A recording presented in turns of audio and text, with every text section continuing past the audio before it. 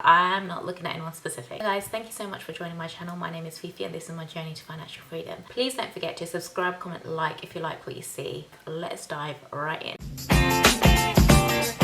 Today, I want to talk to you women out there and how we need to get smart to get rich. I'd love for you to like, comment, subscribe, especially if this resonates with you. So let's get straight into this one. Generally, I'm a really positive person. I like to look on the bright side of life with a large helping of sarcasm and cynicism too. It helps me get through the rough and tough. Thinking about finances then, we need to get realistic here and we need to know as a woman, the deck of life isn't really stacked in our favour. However, if you know the odds, then you are likely to play a better game. Understanding your own personal finances is as important as knowing about your health. I completely believe in the empowering importance of education. I've said this before and I'm going to say it again. There's nothing that brings out raw emotion like the topic of money. And according to marriage counsellors, it's the leading cause of divorce. Like 50% of couples get divorced. That's a fact, but one of the leading causes of those divorces is money. Needless to say, everyone attaches different emotions when it comes to investing and saving. Some people save to create wealth, provide security for their family. Others save to spend so that they can feel free and experience adventure. And there's nothing wrong with either or. Whatever it is that drives you, the emotions that you will attach to money determine whether we live our lives in comfort or in poverty. And it's rare that people truly know what drives them emotionally.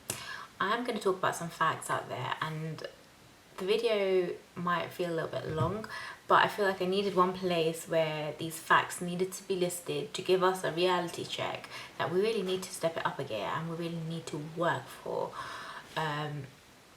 our financial futures rather than anything else for ourselves. A few facts for you then.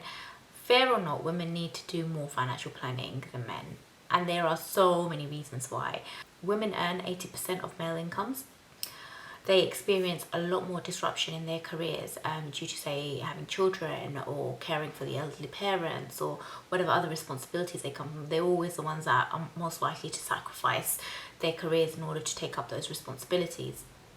So as a result, they tend to move in and out of the workforce a lot more than men do. Which studies have found women take 11.5 years off doing these transitional breaks compared to 18 months for men.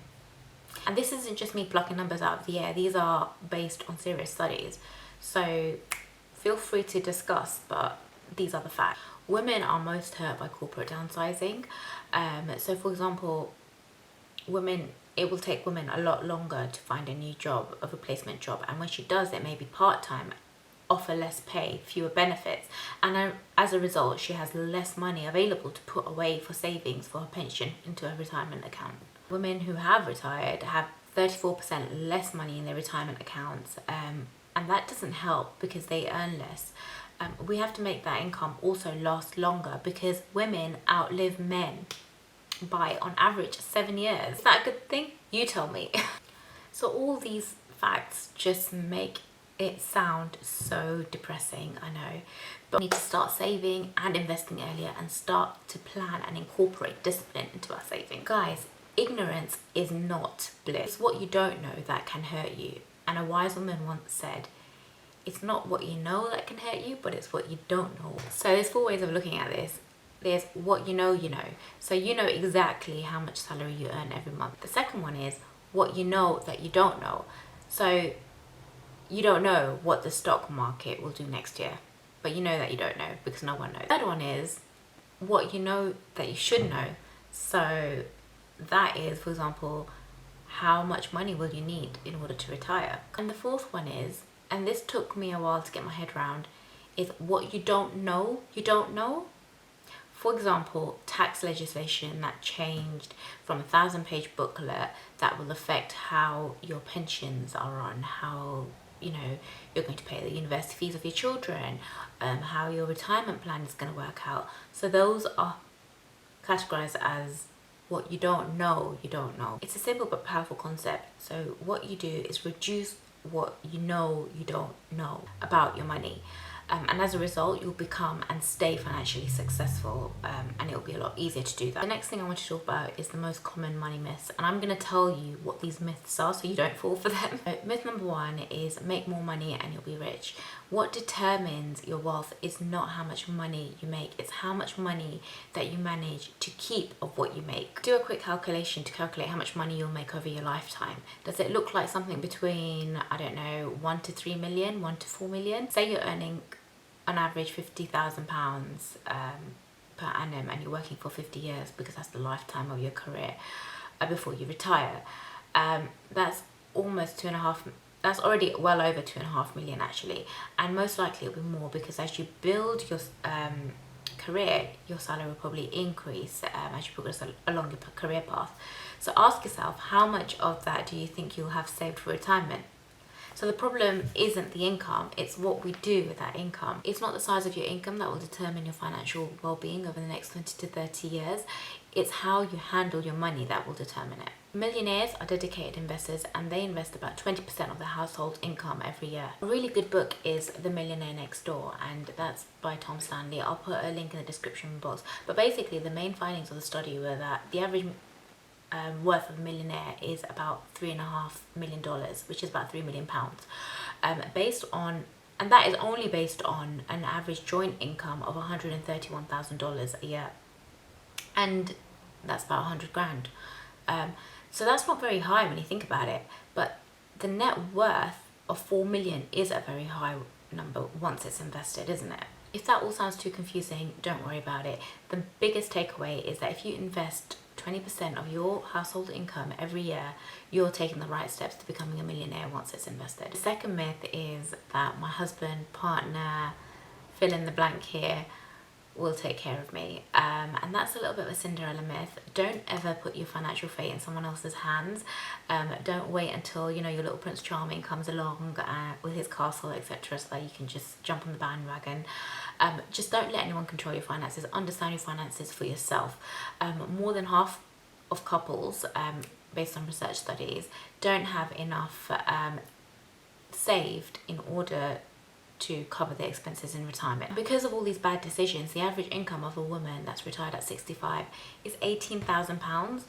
After all of these years of hard work, can you imagine? You can't live on that. And to be frank, I actually wouldn't want you to try either. So this is why we need to get in control of our finances for ourselves. When it comes to divorce, women still tend to get the short end of the stick. About 50% of marriages end in divorce for whatever reason it is. Like I said earlier, one of the most popular reasons is money. So according to a 2009 study by Stephen Jenkins, who was at the London School of Economics, women who worked before, during and after their marriages saw a 20% decline in income after a divorce. Just let that sink in. Then, after a divorce, who gained rather a 30% increase in their income. Why is that, guys? Why? I was like mind blown when I read this. So the reason is because women tend to go down part-time. They may have responsibilities for children. They may reduce their hours for particular reasons, and that's why their pay tends to go down on average. Whereas men, on the other hand, step up a gear. It's like sixth gear somewhere out there, and they ask for more money. They ask for pay rises because they have responsibilities, maybe to children, financial responsibilities, alimony that they have to think about, and that's why they tend to get the pay rises. Don't get me wrong, there are good men out there, and if you're fortunate enough to have one in your life, then that's great, but that's not a guarantee that you're going to have a happy or secure future, right? So protect yourself no matter how good your man is, or whatever situation that you think is, or how good your partner is, or the relationship that you have with whoever you're with, or whoever you feel like, you know, you have joint finances with. Sooner or later, if you're married, that man will die. He will die, and according to statistics, he will die before you, on average, by 7 years before you. So think about it. You don't want to be a statistic. According to research, here's another one for you to get your head around. 80% of women die widowed versus 80% of men that die married. Let that sink in, guys. Sink in once, twice, and thrice. Just get that in your head. The average age of widowhood is about 59. So how old are you? How many years do you have left, basically? So jokes aside, there is an unwillingness to accept the unpleasant reality that we tend to be woefully unprepared for when it comes to death. Final myth I wanted to talk about is the myth of the government having inflation under control. They do not have inflation under control. Inflation is public enemy number one. There's this widespread notion that we don't need to worry about inflation, and that is dangerous because that breeds complacency.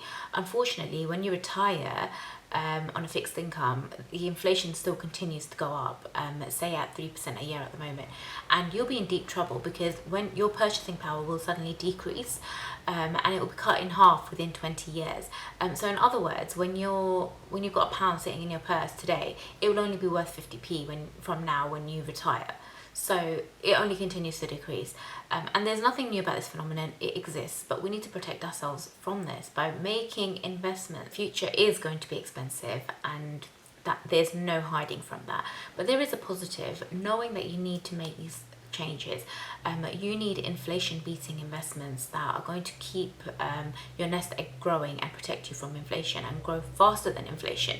And it's actually not that hard. So take this away, guys. If you don't take care of your financial future, no one else will. Not the government, not your employer, not your spouse, not your family. You know, that's all just a myth. No one's going to do it for you, and it definitely won't be taking care of itself. So pick it up. Also, if I've talked about things that, you know, make you feel a little bit down, don't worry about it. It's not what you're not doing right now that's the issue. It's what you can do. I hope it just motivated you enough to take control of your financial futures and manage your money as best as you can. We need to keep our own backs, guys. Do not rely on anybody. You don't know what your circumstances will be 5-10 years from now. Let me know your thoughts on this. If any of this resonates with you, please like, comment, subscribe, and let me know what your thoughts are. But until next time, cheers guys, bye.